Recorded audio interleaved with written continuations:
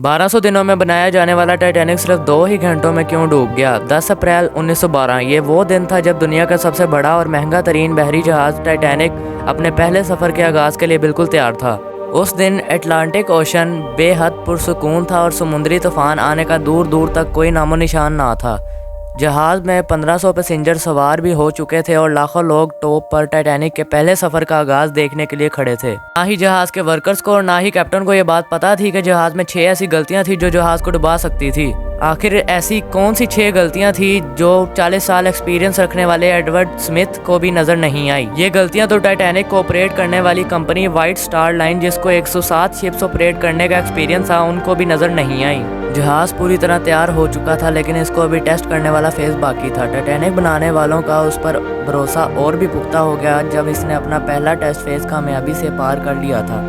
Test pass करते ही मुख्तलिफ अखबारात में मार्केटिंग की गई और इसकी हेडिंग थी अनसिंकेबल टाइटैनिक, यानी कभी ना डूबने वाला टाइटैनिक जहाज़ का पहला सफ़र इंग्लैंड के शहर साउथहैम्पटन से शुरू होना था, जिसका दिन 10 अप्रैल 1912 मुकर्रर किया गया था और जिसकी मंजिल अमेरिका का शहर न्यूयॉर्क था। टाइटैनिक के इकोनॉमिक पोर्शन में सफ़र करने की कीमत $30 जबकि फर्स्ट क्लास में सफ़र करने की $150 थी, जो आज के दौर में 3,40,000 रुपये बनते हैं।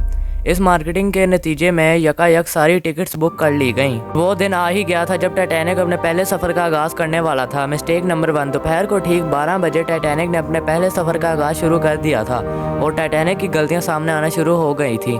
कैप्टन स्मिथ को मालिकान की तरफ से डेडलाइन मिल चुकी थी कि किसी भी सूरत में 17 अप्रैल तक यानी 7 दिनों में न्यूयॉर्क पहुंचना है। इसी वजह से कैप्टन ने जहाज़ की रफ्तार शुरू से ही बहुत तेज़ रखी थी और यही टाइटैनिक की सबसे पहली गलती थी।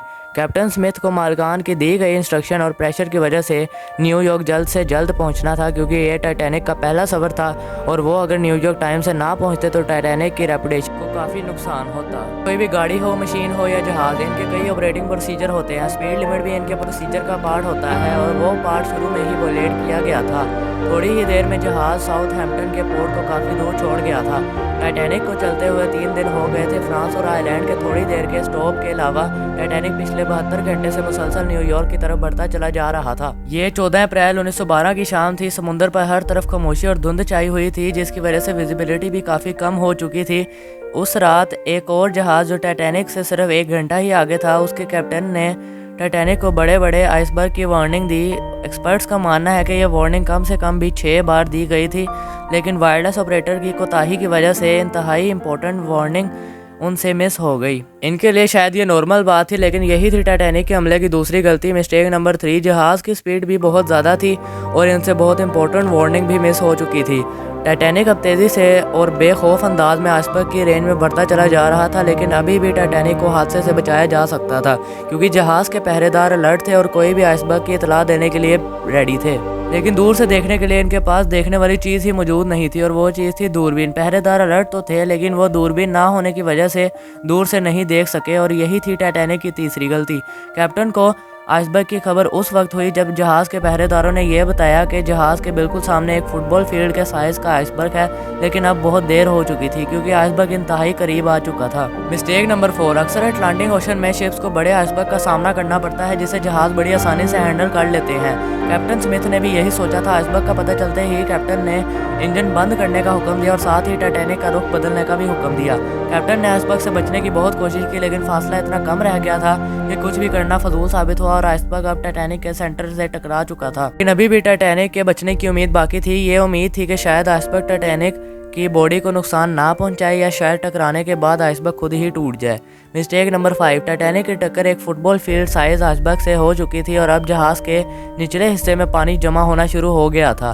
बेशक टाइटैनिक में पानी बढ़ना शुरू हो गया था, लेकिन अभी भी टाइटैनिक के बचने की उम्मीद थी, क्योंकि टाइटैनिक को ऐसे डिज़ाइन किया गया था कि अगर इसके 3 फ्लोर में पानी भी भर जाए तब भी ये जहाज़ नहीं डूबेगा। लेकिन बदकिस्मती थी इस जहाज़ की कि पानी 3 फ्लोर्स को क्रॉस करके अब 4थे फ्लोर तक जा पहुंचा था। मामला हाथ से निकल चुका था। टाइटैनिक आहिस्ता आहिस्ता ओशन में डूबता जा रहा था।